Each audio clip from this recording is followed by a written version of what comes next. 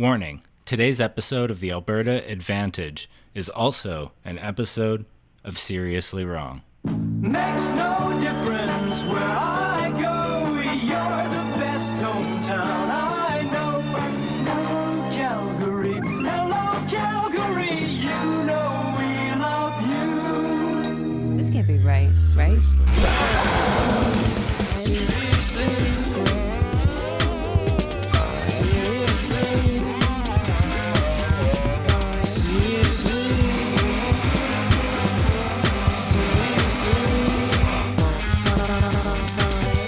Hello and welcome to The Wrong Advantage, a fun mashup podcast between the Alberta Advantage that you know and love and the Seriously Wrong podcast that you also know and love.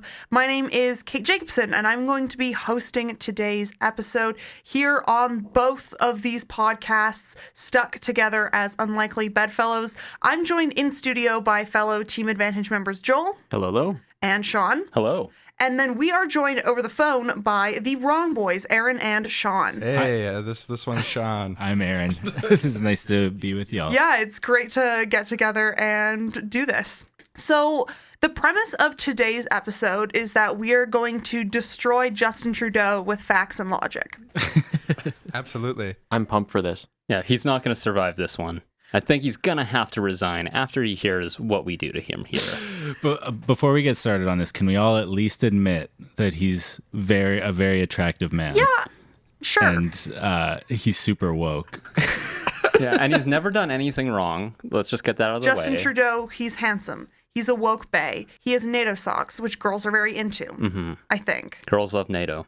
Two groups that really love Justin Trudeau are people attracted to him and then also lobbyists very attracted to him. Gosh, I hate him so much. I really can't do like ironic jokes about Justin Trudeau because my brain snaps about halfway through the sentence and I'm just like, oh my gosh, I hate his guts.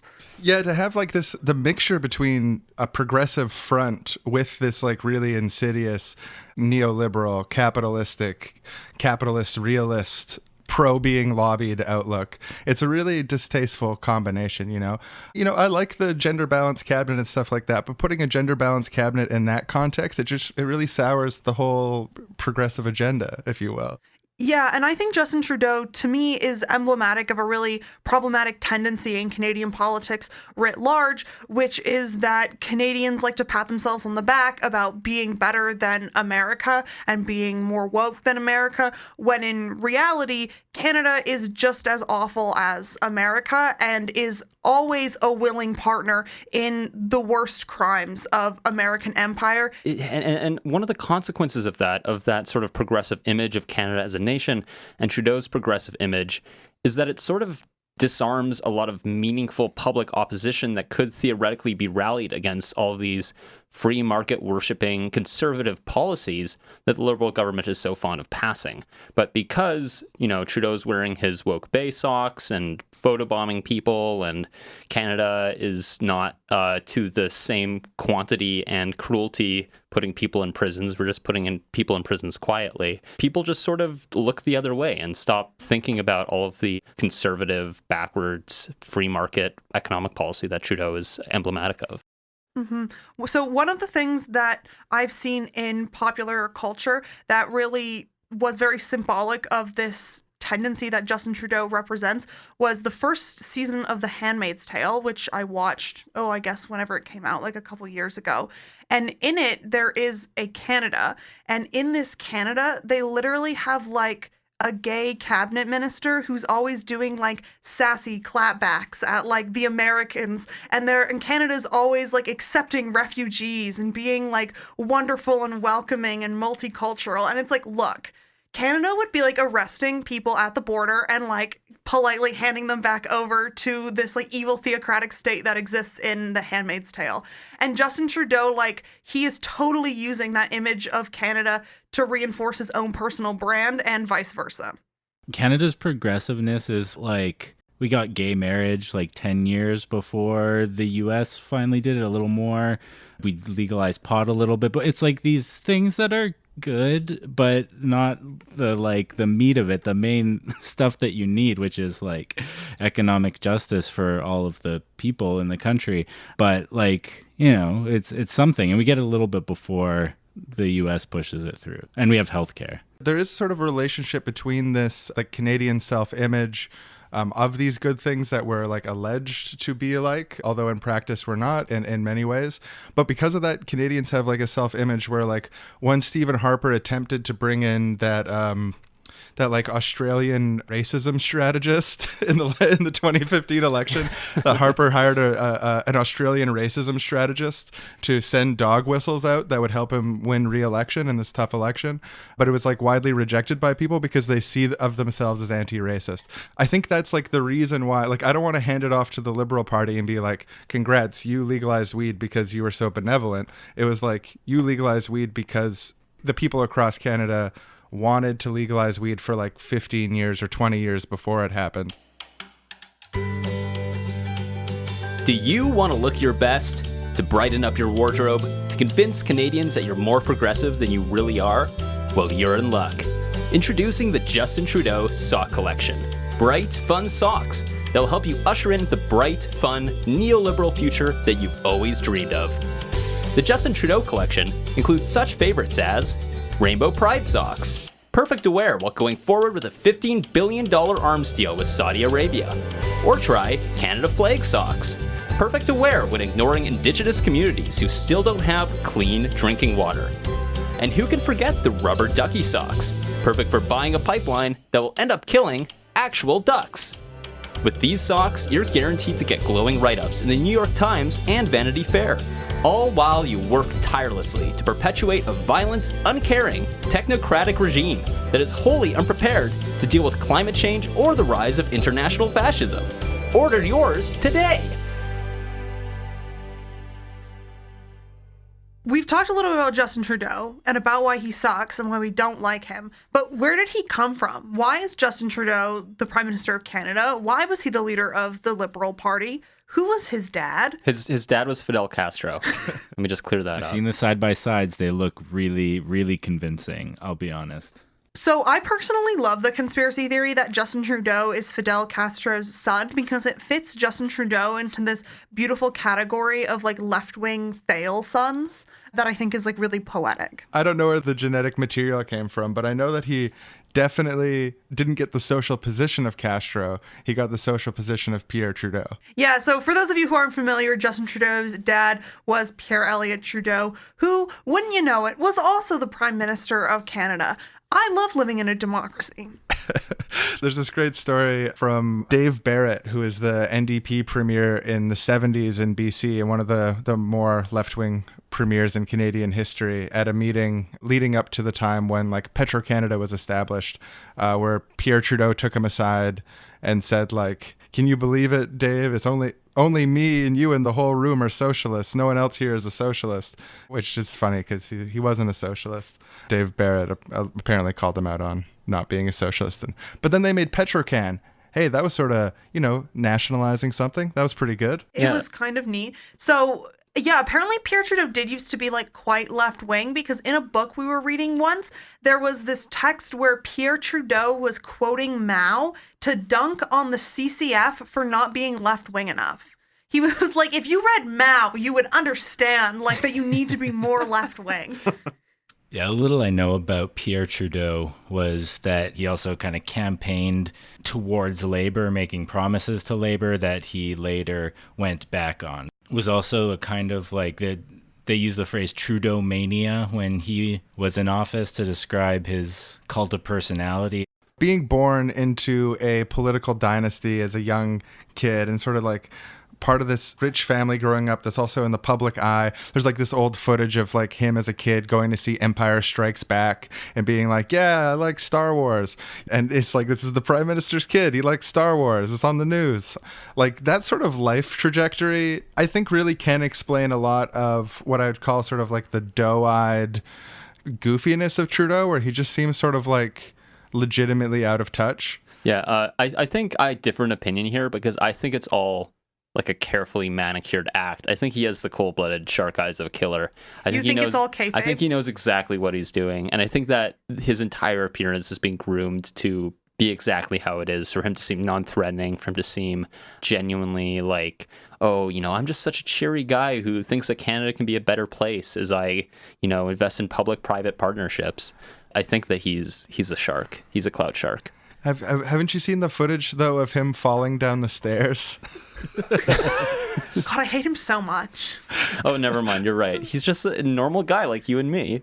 This is one of the things that's so frustrating about him, though, is that he can do the jokey thing. He can be very social. He can be very appealing on TV in a kind of like, oh, I could probably have a beer with that guy or smoke a joint with that guy or whatever it is. But he doesn't seem to like grasp or it seems to communicate no knowledge of or no real analysis of like the big problems that face our society today. And that's really like where we need someone. We don't need someone that you can joke around with. We need someone with actually some sort of like political analysis and political leadership. Yeah, I don't know. He might be like a shark person, but like there also is a lot of people who do the kinds of things that people like him do because they think they're the right thing to do.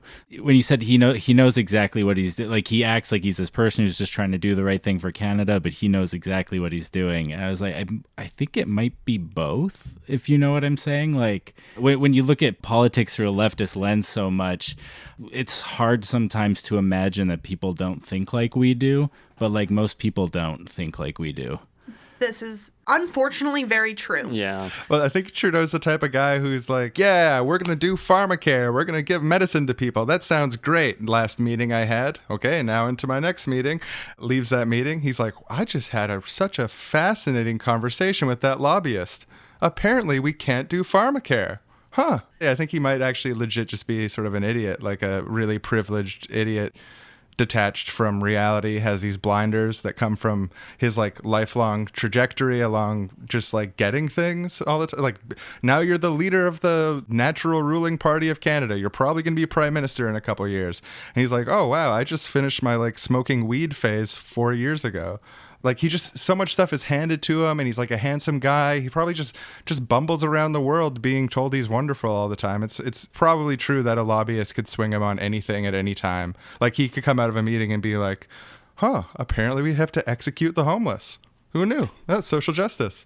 Something you said, and something I have taught myself to learn through living under the Alberta NDP, is that sometimes people are just dumb as rocks. They don't read books. They don't think about what's happening in the world around them. They don't talk to other people outside of weird Ottawa cocktail bars where they talk to people of their exact class. And then that's how their politics are formed. And they are just genuinely incredibly stupid. Yeah, I couldn't agree more. I think the blindness that comes with the social position, the affluenza, is so, so powerful. And if you can think of like, and just like for audience members or whatever, we have all different types of like relative privileges or whatever. And just like how hard it is like to be aware of them and like confront things like whatever, like men speaking over women and stuff like that. Like it took a really long time for me to like get my head around it. And then it took like just repeated like experience. So like, I just don't think the people in these positions are getting those like repeated pieces of feedback of like, hey, you're super out of touch, like rich idiot guy who listens to lobbyists too much and doesn't listen to people who are suffering enough. Like he probably needs to hear that 3 or 4 times a day. I don't know. I think Occam's razor here is still just that the rich have class consciousness and know what's best for them.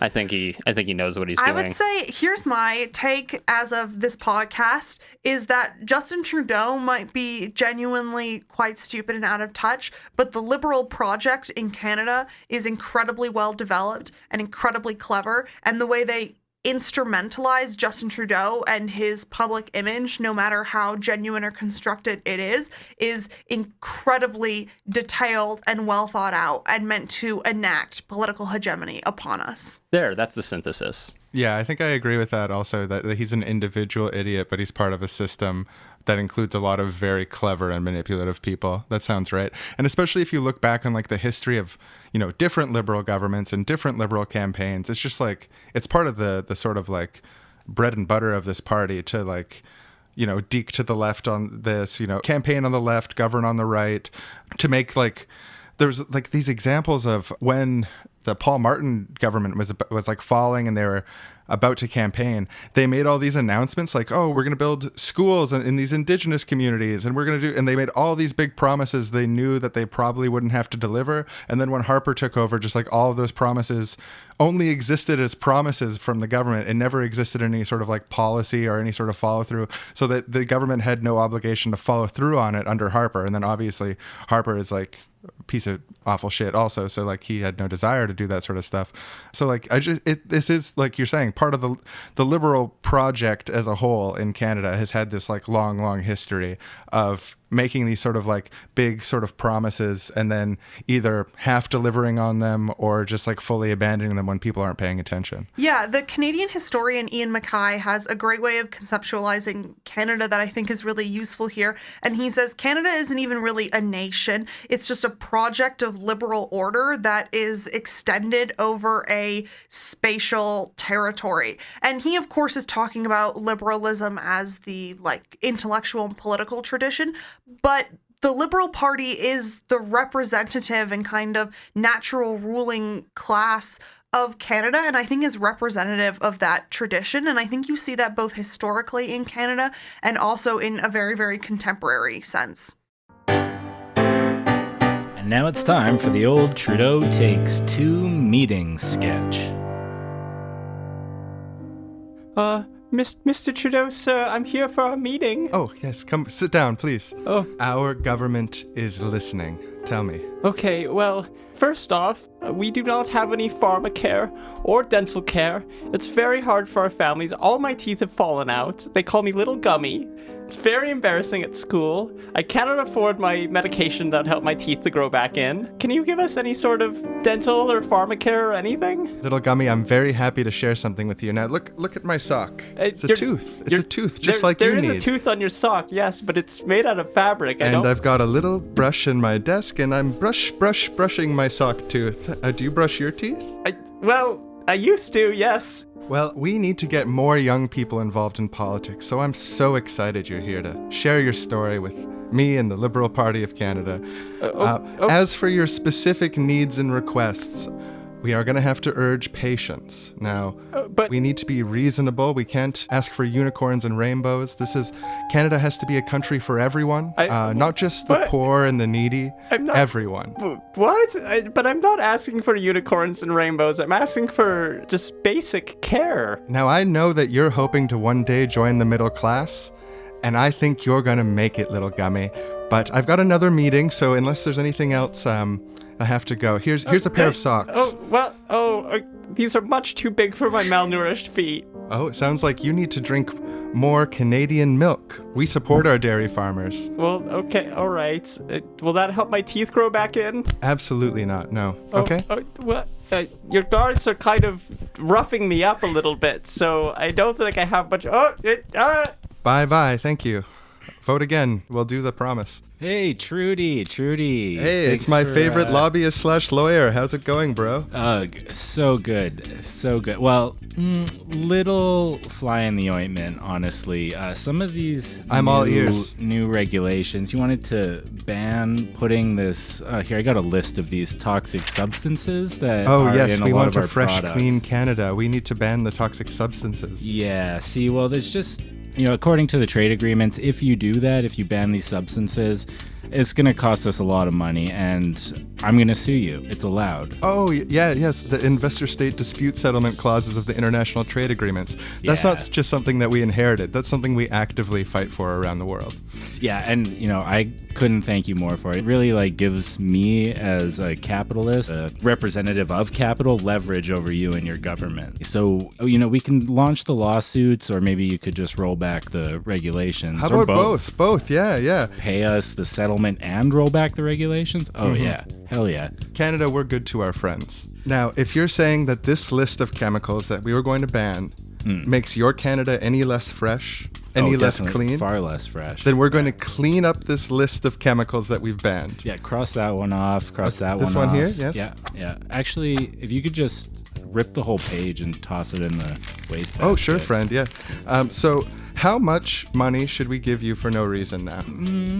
I don't want to say too much, but A few billion, at least? How about this? We'll give you $250 million as a one-time settlement, and then we're going to completely gut our environmental legislation for you. Oh, 250 million. You drive a hard bargain, but... I have to run a Canada for everybody, not just the corporations. Everybody. Okay. If you're going to let me use these chemicals that make little kids' teeth fall out, I'll take the 250. We have a 15-year plan to provide dental care to children like that. whatever. Expected in budget 2032. That makes no difference to me. I pay for my kid's dentist easily, so... Okay, thank you. Would you like any of our gold bars? Here's just some gold bars for you. Oh, yeah, absolutely. Here, maybe I'll get one of my servants to kind of load up as many of those as he can carry. Oh, your servant's so small. Don't you feed him more? I've been roped into servitude by this man. Help me, Justin Trudeau. I don't want to carry these gold God, bars. his teeth are falling out. He gets enough. This servant gets plenty. Don't listen to Ow, him. your whip. Oh, come over here, servant. I know one day you're hoping to join the middle class. And know what? I think you're going to make it. Yeah, don't give him any ideas. Okay, well, I've got another meeting I need to get into now. I can leave. Do you want to give me those socks, though, also? I really like those teeth socks. Oh, yeah, you can have the socks off my feet. Oh, thank you. Perfect. Bye. Thanks. Great meeting. Goodbye. Bye, little servant, and... Please do something about this. He's put one of those collars from Fallout on me that explode if I try to run away.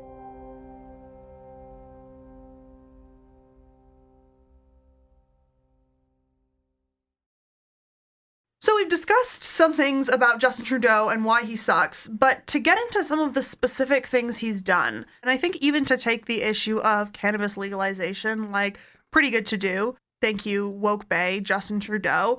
But, like, it has not come with any tendencies toward racial justice or economic justice that would actually make this a truly just piece of legislation. So, like, the people in Canada who have cannabis-related criminal records are disproportionately Black and Indigenous, and the legal market for cannabis is, like, extremely dominated by, like, big corporate boards with, like, literally former politicians and police chiefs owning them. I think it goes without saying that these people are majority white. So, like, you really, when you're looking at cannabis legalization, need to be looking at the expungement of people's criminal records, and you need to be looking at reparations for communities that were impacted by the carceral state and by the way in which cannabis consumption was incredibly over-policed in Black and Indigenous communities.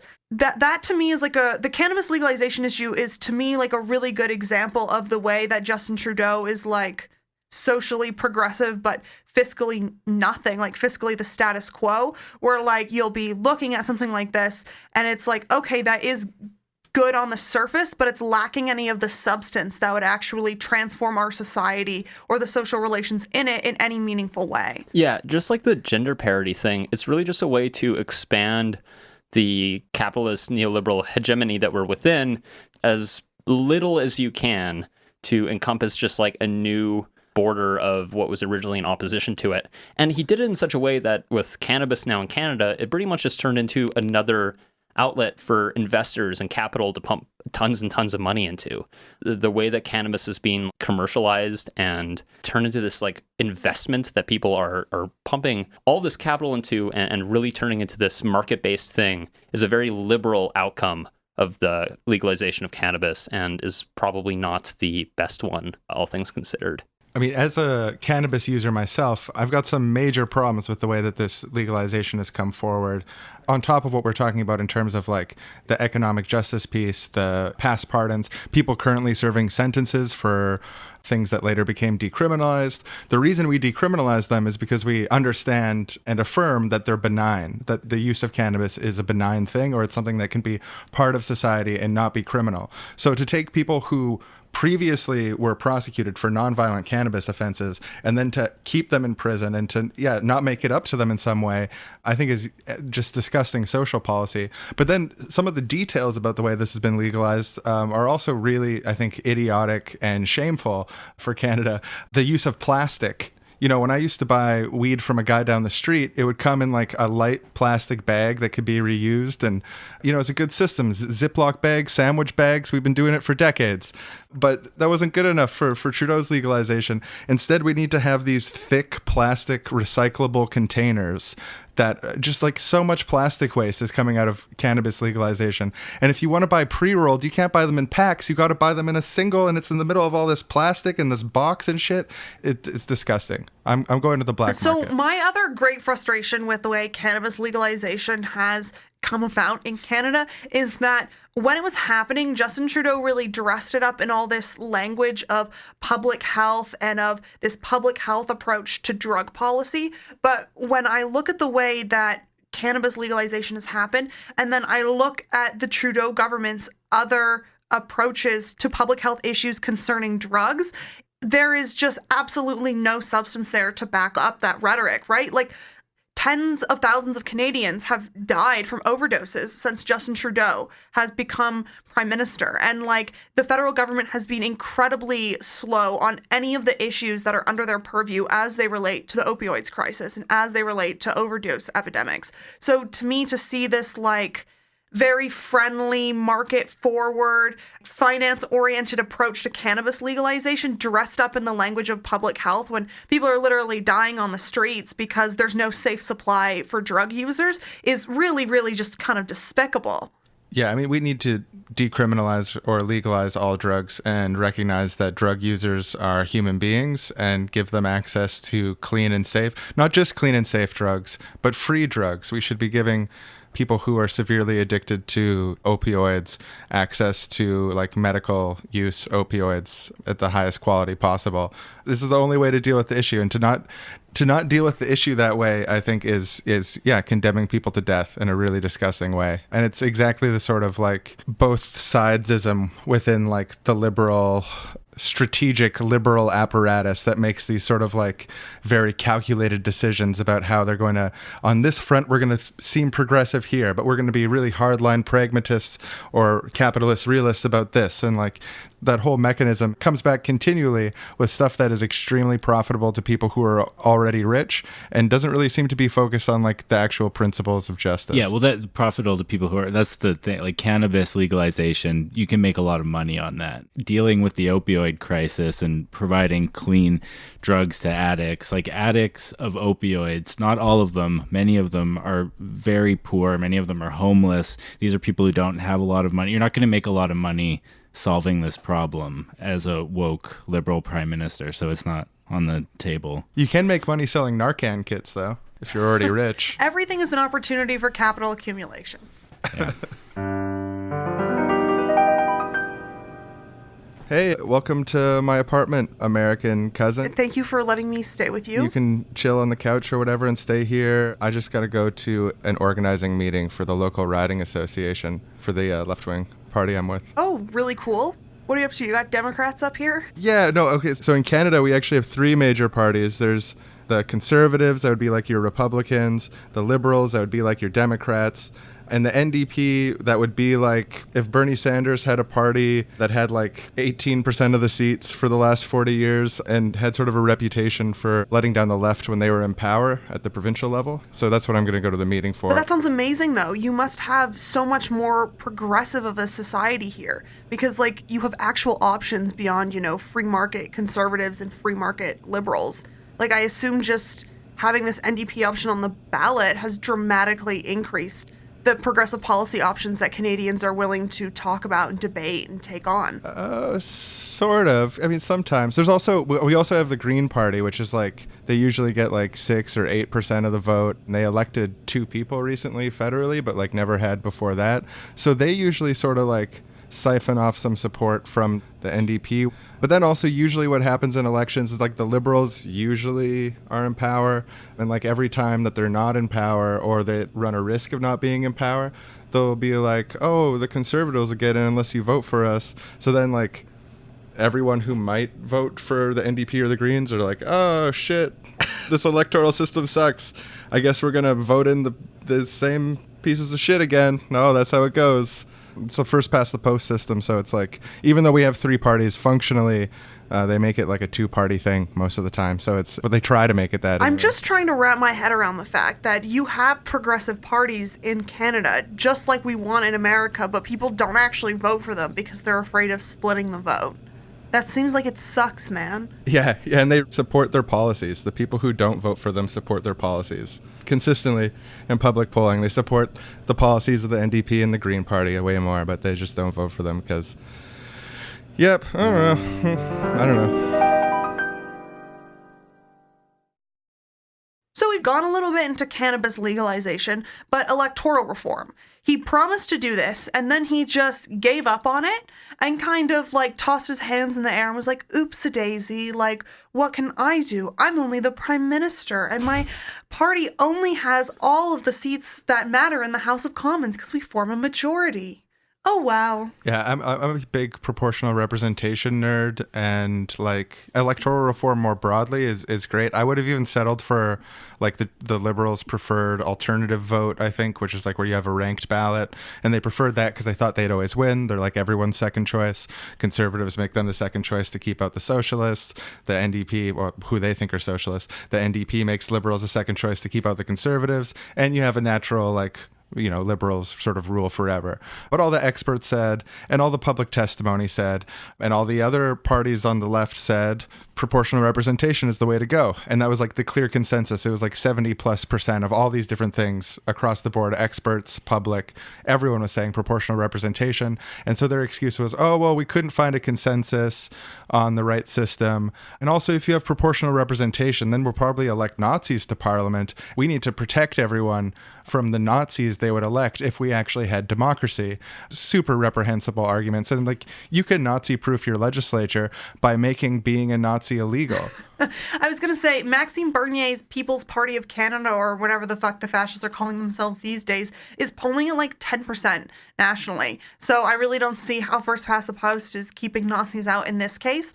And it also really shows the limits to liberalism as a political project, where like the height of their imagination is, oh, if we triangulate the voting system in a certain way, fascists might not be able to get elected to our legislature, rather than, as you suggest, just making fascism fucking illegal. Or see the truly liberatory or emancipatory project, which is just, what if we created a society that was good and didn't actually create fascism because it wasn't constantly trying to reconcile these awful contradictions within it? What if we had genuine, extremely good, like decolonial and anti-racist education that would be able to help people who were on the path to becoming Nazis, so the rest of society wouldn't have to deal with their shit? Like, those are the political things that actually have vision and actually have somewhere to go. Yeah, leave us the Liberals to have like the most free market, uninspiring way of dealing with Nazis, and that way is don't do anything. Just leave it all exactly as it is, and that will just fix the problem. The thing that really upsets me about electoral reform, and it doesn't just stop at Trudeau as the problem, is, you know, I'm going to talk about society here for a second, man. The system. It doesn't matter who's in power. They all have these same fucking blocking points. Okay, so like you look at the example of the Alberta NDP.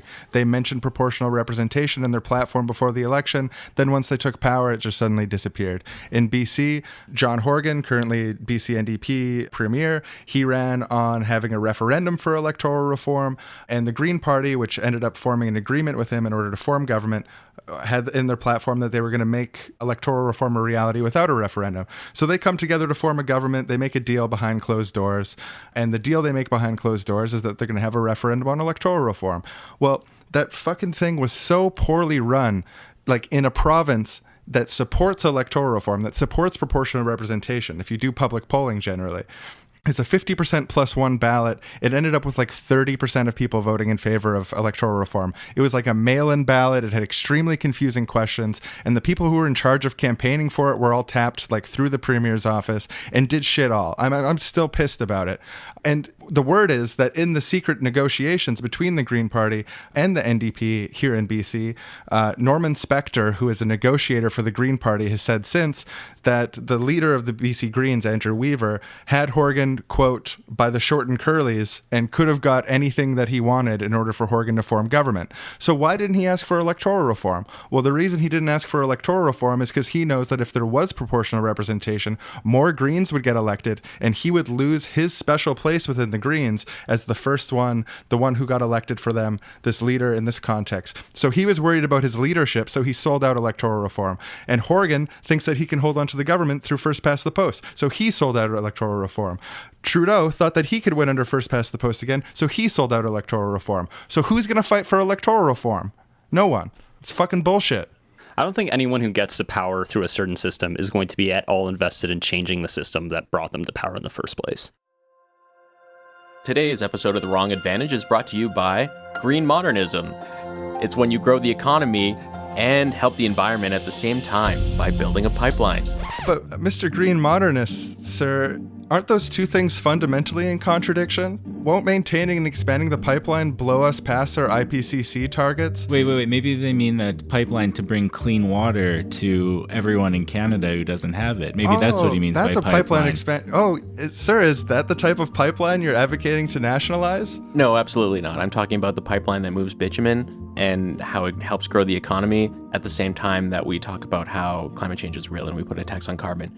They just go hand in hand and they make us feel great. But Mr. Green Modernist, the IPCC says that if we go above 400 parts per million of carbon dioxide in the atmosphere, we're all going to burn alive in our homes and be tortured by scarcity by 2080. No. It's not about that at all. It's about how you feel when you hear it. The economy and the environment working together, they go hand in hand.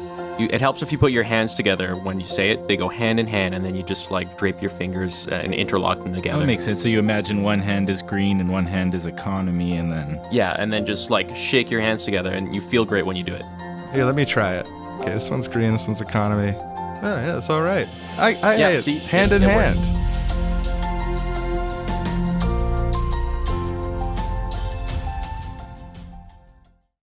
Moving on to another way that Justin Trudeau and the Federal Liberal Party totally dropped the ball, here's an axe we love to grind here on the Alberta Advantage. They bought a pipeline. They talk about climate change all the time. They bought a fucking pipeline. They paid money for it, and now they're going to build it. They paid so much money for it. Yeah, they own a pipeline that they paid for with cold hard cash. Yeah, and it's just like, I mean, we've gone over this 100 times, but just bears repeating.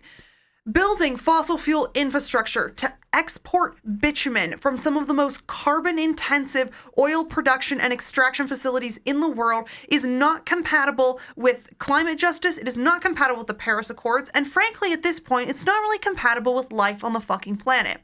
This pipeline goes through the unceded and unsurrendered territory of dozens and dozens of Indigenous nations in interior and coastal British Columbia who have not consented to this pipeline passing through their territories. Also, like, all the jobs on the pipeline are temporary and non-union. They're all through this, like, fake bullshit management union called CLAC, which stands for the Christian Labour Association of Canada, which is literally a union made up by management so they could get certain contracts. The entire thing sucks ass from beginning to end, and I cannot believe the Trudeau government purchased it. Like, Kinder Morgan shareholders have got to be laughing all the way to the fucking bank.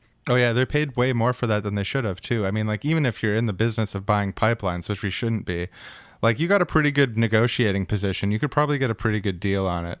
Like, if you're going to talk to the CEO of, like, a pipeline company and you're like, hey, we're going to buy this pipeline because it's going to be blocked by political opposition otherwise. It's the only way to get it built. So, like, basically, you're fucked. You should give it to us for $1. I mean, it's a rusty pipeline, or maybe it's not rusty, but I mean, it's like, what, 50 years old? 60 It's like, years old, yeah. yeah. It's ancient, and it probably needs a lot of repairs and has junk in it or whatever. So why not pay top dollar for it? It seems really unwise to me. And this to me also is part and parcel of another huge problem I have with Trudeau, which has been, honestly, what can only be termed like the reconciliation industry, which is Justin Trudeau like trotting out to make teary apologies and like receive headdresses from certain associations, while like the material conditions of Indigenous people who live in Canada are part of like ongoing and material colonization and dispossession. And while Justin Trudeau's government was literally part of sending the police and military to Wetaskiwin territory to help fucking build an LNG, like natural gas pipeline, it is so grotesque to see happen in real life. And I think it's based off this like very problematic idea, which is pervasive in Canadian politics, which is this idea that colonization is something that occurred. And yes, it was very bad. And like, we all agree it was not good and we're sorry, but that's over now. And we're going to apologize. And now we're going to move on, instead of seeing colonization as like an ongoing material and social relation that continues to impact Indigenous people in Canada today. Well, it's like anything else in the Liberal project, where instead of actually trying to fix anything structurally, you just pay lip service to it. You have a very persuasive looking speech and a flashy photo op, and then you just pretend that the problem's been solved. Well, there's how many communities that still don't have water scattered throughout Canada? It's despicable. It's a way to give this veneer of progressive politics, of a progressive mindset, without making anyone's lives any better. Yeah, that's part of my big thing with the unforgivable nature of the Trudeau government is the lack of clean water on reserves for Indigenous people, which was a situation that he acknowledged during his campaign, talked about fixing, and then we're still in the situation where there's just thousands and thousands of people who are deprived of clean drinking water, and in like third world conditions in Canada. It's like, yeah. When I was looking up stuff for this episode, there's this Trudeau meter, politimeter thing about like broken promises, kept promises, and etc. Working on. And when you look at the various sections on that website, the section for promises about Indigenous rights and Indigenous people had the most red lines in it, the most broken promises.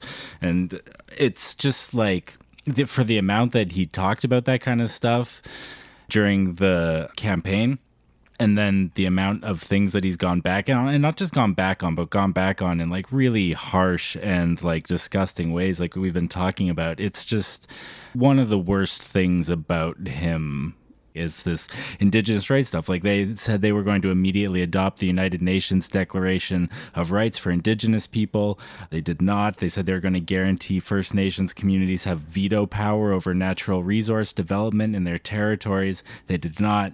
They said they were going to review, repeal, and amend all existing laws that did not respect Indigenous rights or were passed without proper consultation, and they did not. It's just like so gross. I want to connect this to a second for epistemological justice. It's important that we take note of who is taken seriously and who isn't. And I think the voices of Indigenous people are not being taken seriously by Trudeau and his government. And that's shown by very clearly on the aforementioned Trudeau meter. When you go to the Indigenous promises section and see, it's like, oh, weird. It's like, you know, he usually keeps about, 60-70% of his promises on any given issue, except for the promises that relate to colonialism and a racialized community within Canada. That's, why is that? Why that one specifically? Yeah, what a weird coincidence. And I think it's because Trudeau really fits into this like Indigenous like rights sort of like framework, where like the entire premise of engaging with colonization in Canada is just kind of recognizing things, or just like looking at them and being like, that's bad. Like, our government recognizes that there's no clean drinking water on reserves, but then not actually moving past that in any systemic way. Yeah, it's very much a recognition of like the history being bad, but then looking at the real life consequences today and being like, well, there's not much we can do about that today, but it sure was bad that it happened back then. Boy, that looks terrible. Good thing there's no lasting consequences to those historical acts. Everything Trudeau's done so far and said so far about Indigenous issues in Canada feels a lot more like just trying to make colonizers feel better about the issue than actually trying to help anyone. It's just like, oh, you might feel bad because you're a settler in Canada, and so much of your social and material position in this country is A, completely undeserved, and B, built off of the historic and ongoing genocide and dispossession of all these groups of people. But you don't have to feel bad about it anymore. It's okay. Well, we're not going to keep our promises on this stuff, but if you don't vote for us, the guy who doesn't even promise it is going to get in.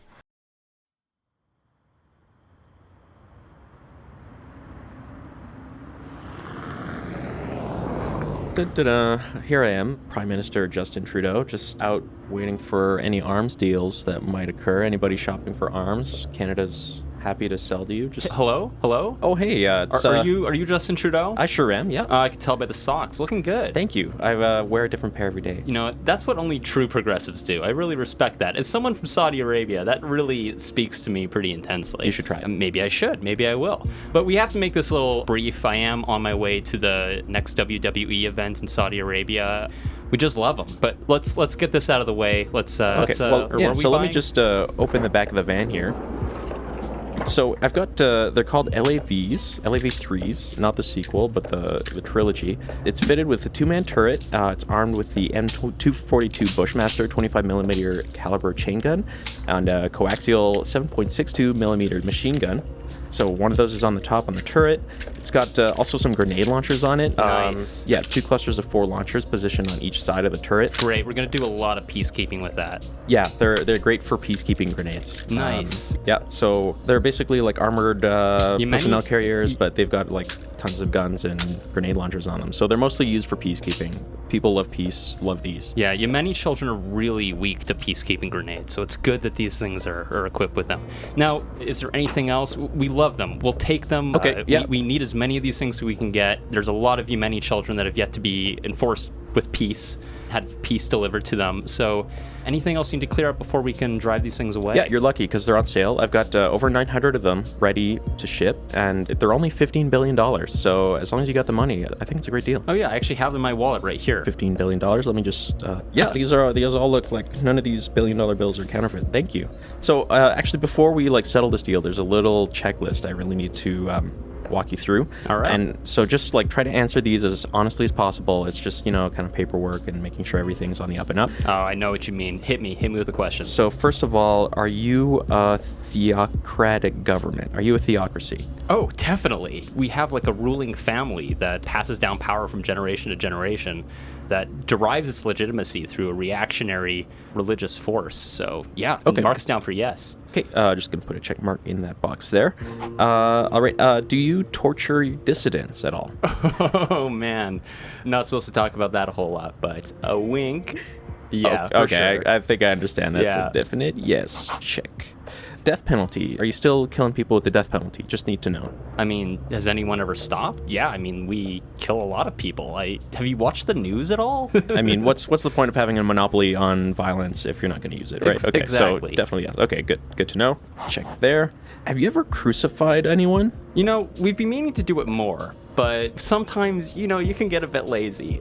But yes, on the odd occasion. Sounds like a tentative yes. Okay, so Tentative check yes. crucifixions.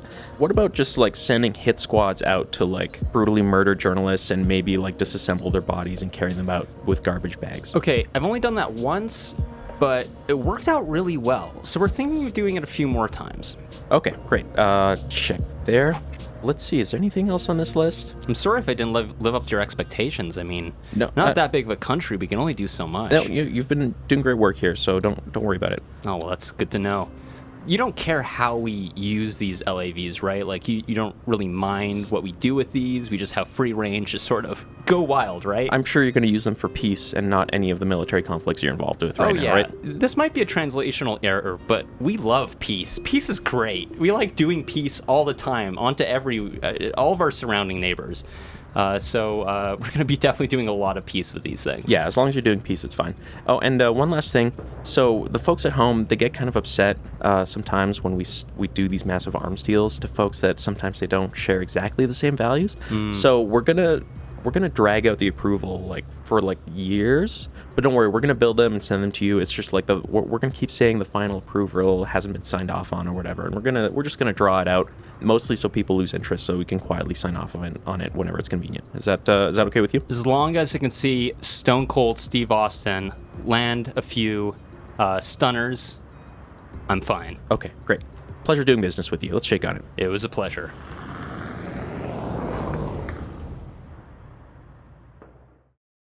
So, moving on from one of the most egregious ways in which Justin Trudeau is awful to maybe only a slightly less egregious way in which Justin Trudeau is awful, public-private partnerships. Boy, do they suck. They are always just giveaways to the private sector at the expense of the public sector. They always take longer. They are worse when they are constructed. And they oftentimes lead to much more precarious and unregulated labor. Bad all around. Yeah, the excuse that they always use is that this lowers the risk on the public sector when undertaking new infrastructure projects. But the reality is that the risk ends up being all loaded onto the public side, while all the benefits end up going to the private side. Part of the public-private infrastructure loans in this infrastructure bank is covering any risks, of covering the butts of any of these giant corporations that screw up, manage to not be able to complete a project. It ends up being the public who is on the hook for paying for that. Yeah, and they'll justify it by saying like, oh, like we need to back these private companies and what they're doing, or they won't do it otherwise. It's too risky for them. So, if we back them up, if we make these promises to them, then it'll get done, and that's good. Yeah, if you coddle them, they'll do 1/8 of what we need at twice the cost. These aren't partnerships. It's parasitism. These are private parasites on the public. The system is designed that way. Basically, the way that the system is set up in Canada, now we don't like to talk about our corruption because we're a real nice, boy howdy, rosy cheeks country that's doing our best. But the way the system is set up is you have these firms, these huge firms like SNC-Lavalin and others that make huge donations all across Canada. They throw these events, they brush elbows with these guys, and they're your friend. They give you a bunch of money, and then when you get into power, they lobby you for contracts. So you end up spending, we're going to donate this amount of money, and then we're going to get 10 times as much when they give us this contract. It's basically a blank check. And these contractors who take these public-private government contracts know that they can do huge cost overruns. They can give competitive bids that they never intend to meet in the first place. It's like it's structural across the country. And I think there is existing studies on public-private partnerships in Canada and their extreme failure to have responsibility to the people who are paying for them and the people who are supposed to benefit from them. But I think I was actually inspired by Jason Kenney, of all people, and his public inquiry into environmental groups. Now, I know this is probably something that's a lot more present in your day-to-day politics over at Alberta Advantage than it is over here in BC. But I was inspired by that. I was like, oh yeah, you can just make a public inquiry into any fucking thing you want. Well, let's do a public inquiry into public-private partnerships and see how much money it cost, who is responsible, and was there any criminal wrongdoing involved? Because at the very least, and now I think there probably is a great deal of criminal wrongdoing that you could find if you had the power to compel documents in a federal public inquiry on this. So like actual legal culpability, legal wrongdoing, we could probably send some motherfuckers to jail with this thing. But then even if you didn't find any motherfuckers to send to jail, you could create a public conversation about how public-private partnerships never fucking work, make huge amounts of money, and at the very least, although, you might not be able to track the exact corruption, the whole thing is pretty fucking corrupt if you just look at it objectively, the whole back and forth of the whole thing. So yeah, that's my idea inspired by your awful premiere. Oh yeah, I will not rest until I see someone from SNC-Lavalin perp-logged. Like, that is the future I want in Canada. And SNC-Lavalin, like, there is no greater example of a public-private partnership and what that really means than that entire hullabaloo. And now it's time to explain just what the heck this SNC-Lavalin thing even means. Like, what is that? What are we talking about? So SNC-Lavalin is like a giant engineering and construction firm. Yeah, and they get a lot of contracts with the federal and provincial governments, and they have close ties to the ruling Liberal Party. And in fact, they were actually found guilty in court in 2015 of running an illegal donation scheme where they donated over $100,000 to the Liberal Party illegally and were forced to return it. Mm-hmm. And they're only a little bit involved with extremely violent and cruel mining operations around the world and in the global south. Just a little bit. They just dabble in it. Just the right Canadian amount. Well, who hasn't? So there was a scandal in Canadian politics recently. Powerful corporate lobbyists in Ottawa were getting meetings with the Liberals. You know how you do. You're brushing elbows with the guys, having some martinis.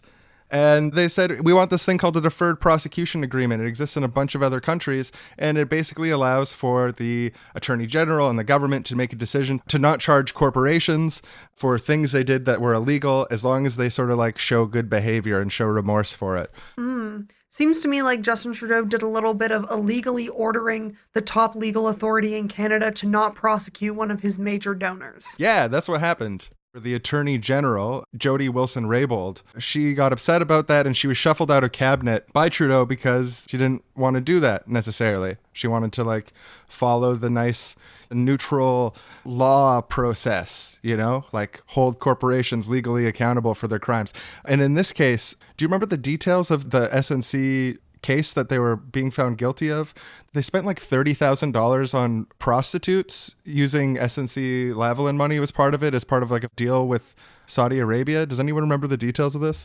They did bribe Libyan I just officials. never- Or maybe it was Libya. I think it was Libya. In that case, you know what? They did something right, allying with Colonel Gaddafi. We're all big Third Internationalist Way fans here, Green Book readers, so good on them. Just making Gaddafi jokes that no one's getting, I guess.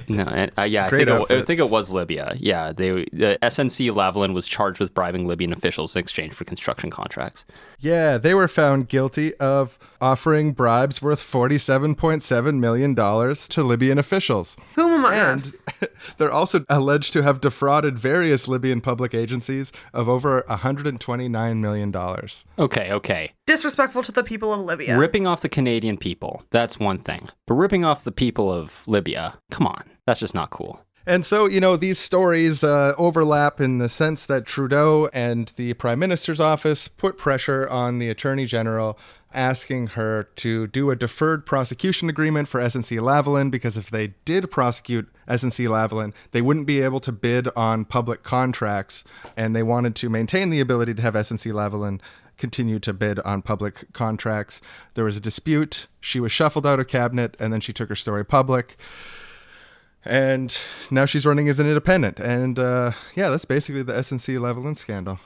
That'll solve things. Got it. Now you know. I think it's important, though, to remember that this isn't like a bug in the system. This is how it's supposed to work. I mean, this is just neoliberal politics working as intended, with no real thought or desire to actually make life better for anyone, or to actually, with these infrastructure projects, actually do them well or make sure they're functioning. That is not the primary objective. The primary objective is to grease the wheels of capital and to keep this whole free market zombie lurching forward another couple of years. Sean, more and more people are saying that the state is nothing but a committee for managing the affairs of the whole bourgeoisie. What would you say to this?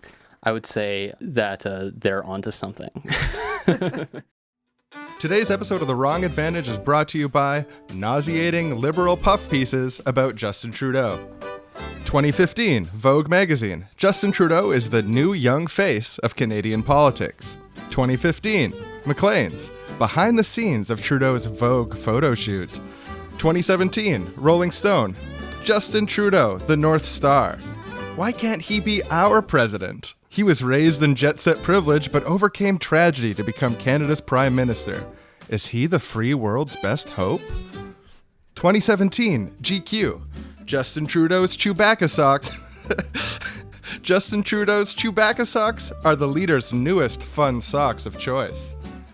2017, Vanity Fair. An in-depth reading of Justin Trudeau's Chewbacca socks. Trudeau often dresses his feet to the theme. He wore brightly colored Eid Mubarak socks to a gay pride event that fell on the Islamic holiday marking the end of Ramadan, and NATO socks at the NATO meeting. Some have called it sock diplomacy. 2017, The Guardian. Can Justin Trudeau's sock bring peace to the world? 2018, In Style. Justin Trudeau's sock game deserves a standing ovation. Trudeau tackles hard-hitting topics like women's education, but he kept the mood light with an adorable pair of socks. Yet, he's at it again with the fancy footwear. And the internet is loving it. Today's sponsor of The Wrong Advantage. So, moving on to a little thing called the Canadian Ombudsperson for Responsible Enterprise.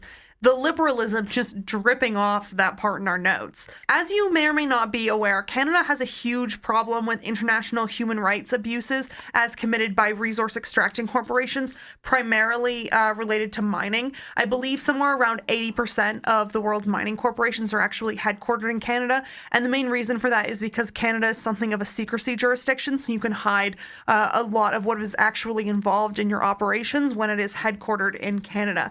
And boy, do these people people want to hide what actually constitutes their operations because it is not great when you look into it. And 6 different UN bodies have actually urged Canada to appoint this independent ombudsperson to investigate human rights abuses.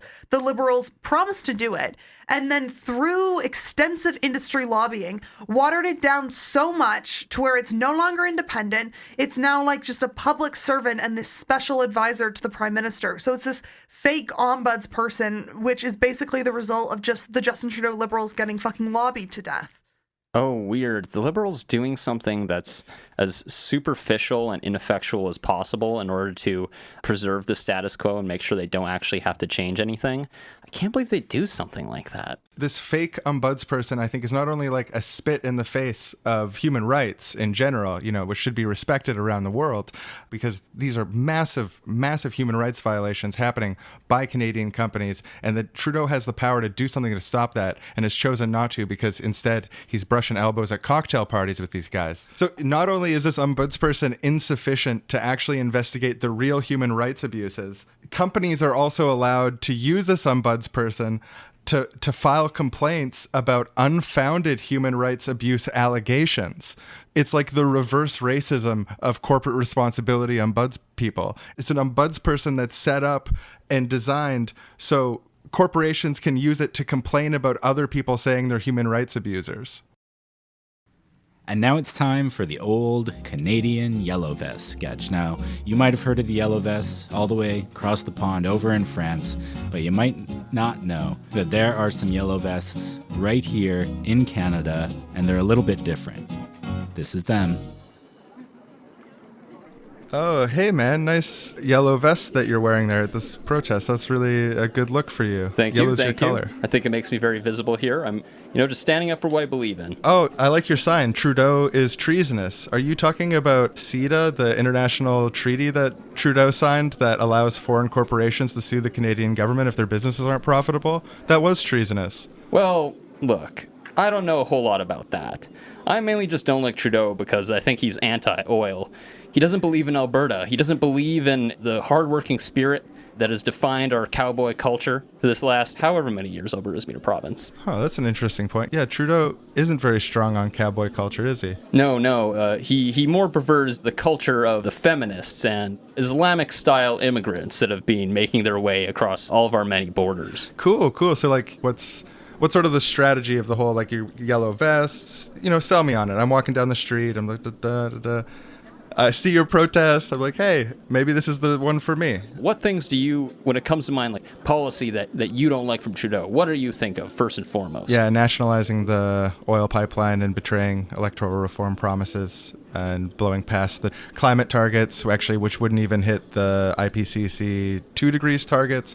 And obviously 2 degrees is in itself insufficient. So they didn't even hit the target that wasn't going to hit the target. So that's pretty bad because it's going to make us die. I didn't understand a single word that you just said to me. I'm mostly concerned by the fact that Justin Trudeau has been pumping estrogen and other type of feminizing chemicals into our waters and stopping us from using traditional, homegrown, pure Canadian plastic with our fork and other eating type utensils. Can I interest you in the belief that Justin Trudeau doesn't actually want the pipeline built and is instead playing 12-dimensional chess? And you know what? I'll believe it when I see shovels in the ground. That's true. Shovels in the ground is the only thing that I care about, and it's the only thing that I like.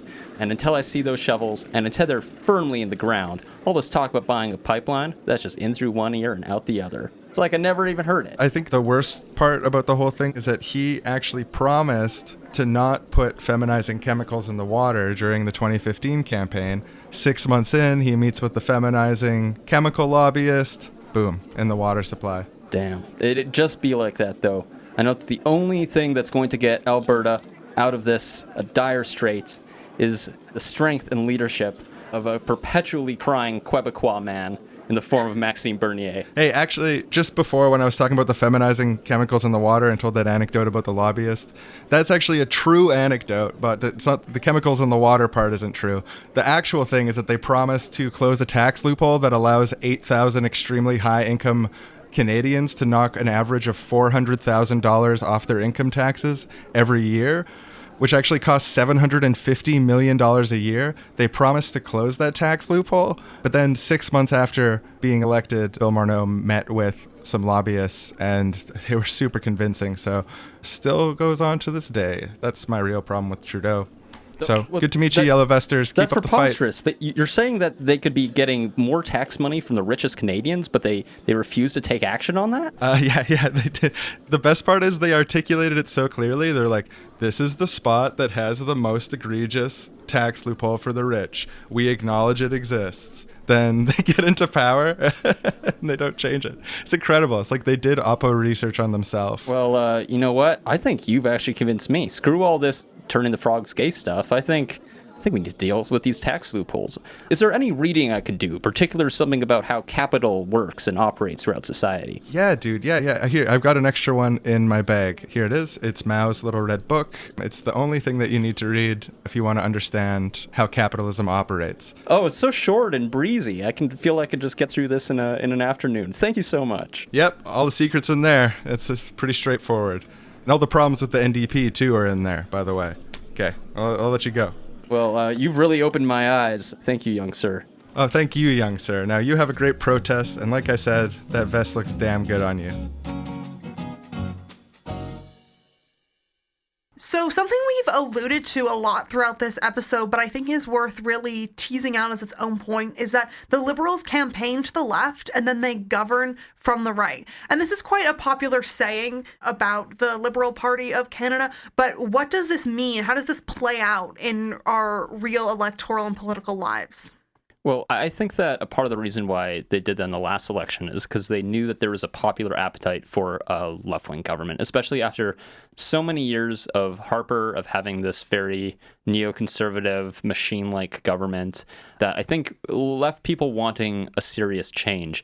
And the party that could have theoretically been positioned to provide a vision of actual change, the NDP, took the baffling decision of instead promising to just make things worse, I guess, by pledging austerity, by saying that they weren't going to basically spend any money whatsoever, which left this huge opening on their left flank for Trudeau to swoop in and say, no, we're actually going to spend money on things, and people like things. So unsurprisingly, that came back and bit Mulcair in the butt. Yeah, Tom Mulcair got the worst fucking advice I've ever seen in my life. Like, I couldn't believe the level of incompetence that was shown, or just misreading the room, like just totally misreading the room. Like, he refused to distance himself from Margaret Thatcher. He was promising balanced budgets because he was so afraid of being sort of like the boogeyman socialist that the advice that he was following was basically like, oh no, we would never run a deficit. Even if it meant that we couldn't take care of people, we wouldn't run a deficit. Deficits are top tier for us. Like, we'll never do that. It's like, obviously you should say, if people need help, we'll give it to them. Like, that's the heart, that's the left, you know? Like, it's so fucking and then he spent all his time, like, in the debates, like, smiling to the camera, and it's like, hi, I'm Tom Mulcair, I'm your friendly grandpa, everything's normal with me, I'm just another normal prime minister, put me right in there, nothing different will happen too much. It's like the exact opposite of what people wanted to hear. They wanted someone who was going to kick fucking Stephen Harper's ass on the stage. And the fucked up thing is that Tom Mulcair is a smart guy, and he was like a really sharp debater, and he could have torn him apart. He could have totally stood out on the stage, and they just totally just got their lunch eaten by the Liberals. Yeah, Tom Mulcair had this real reputation in the House of Commons as being an attack dog, of really like going after, in a very sort of like angry way, what the Conservatives were doing. And then, like, obviously he got advice from his panel of terrible experts to say, like, okay, we're afraid that people will see you as angry. So the only emotion we want you to convey is like a really stilted, weird smile and a crazed look in your eyes. Can you do that? And he's like, fine. And then then you get this just like Joker-like performance in the debate, which just looked off. It did not look natural at all. It's worth noting that the team behind Mulcair was the same team behind Layton's breakthrough. Like, a lot of people think of Layton being like super leftist or something, or like at least sufficiently leftist, and then Mulcair being like a dip from it. But Mulcair was completely doing the Layton playbook, but without like Layton's charisma. So they needed a new playbook for a different leader. The problem was that they used the Layton playbook. So he's up on stage trying to be Layton, just like, oh, I'm just your friendly down the street next prime minister.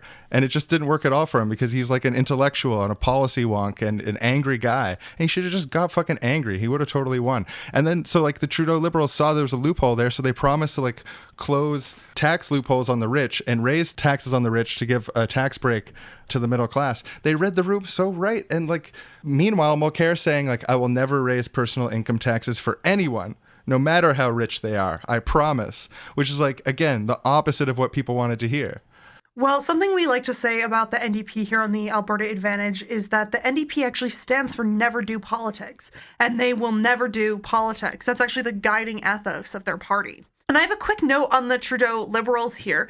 Not to be a huge nerd, but Gramsci's theory of transformism, which is basically this idea that in kind of a state or in like a ruling class, there exists this gradual and continuous absorption of dissident elements within whatever kind of constituted political body you have. And that what happens is that these people who are oppressed and in some way like challenging this system of domination are absorbed and neutralized, and the leaders of these existing social groups are kind of absorbed into the power apparatus and used to police their own followers. And that when there is any kind of genuine popular outcry or there is any kind of genuine progressive desires or popular desires, they are actually just used to strengthen the ruling class. And it's pretty amazing that Gramsci was an Italian Marxist theorist, because this perfectly describes the Liberal Party of Canada. And it's what I find so incredibly troublesome about them, is that Justin Trudeau has really adopted this rhetoric and aesthetic of progressiveness.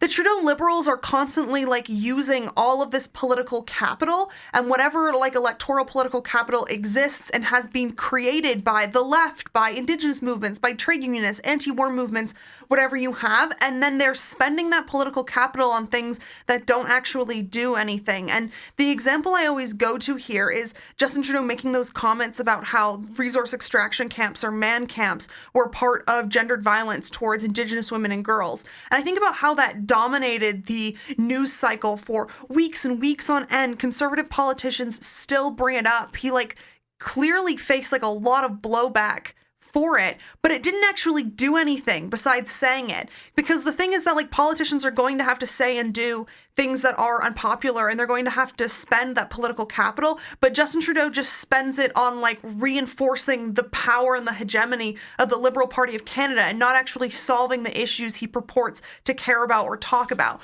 It's this incredible political system being used for such unbelievable evil. Yeah, and the effect of that is then that the average voter sees all this political rhetoric that's so progressive, that's so forward-thinking, result in absolutely nothing changing or improving in their lives, and then they just start thinking that progressive politics is hokum, that it is a lie, that it's politics as usual, that it's not to be trusted, and they shift right. They react. Or they don't vote. Or they don't vote, yeah, or they give up. Okay, now this next one goes out directly to Justin Trudeau. We know you're listening. Someone passed this on to you. I want to thank you for taking the time to listen to all these critiques in good faith and, you know, really letting it hit you so you could sort of grow from it. But now it's time to act. There's 3 months until the next federal election. It'll probably be on October 21st. What are you going to do before then to show that you've heard the clarion call of the wrong advantage? These critiques are potent, sir. They're correct, sir. Please, will you just do it based on the quality of the ideas? And I would just like to add, Mr. Prime Minister, that we are not calling you out. We are instead calling you in. Makes no difference where I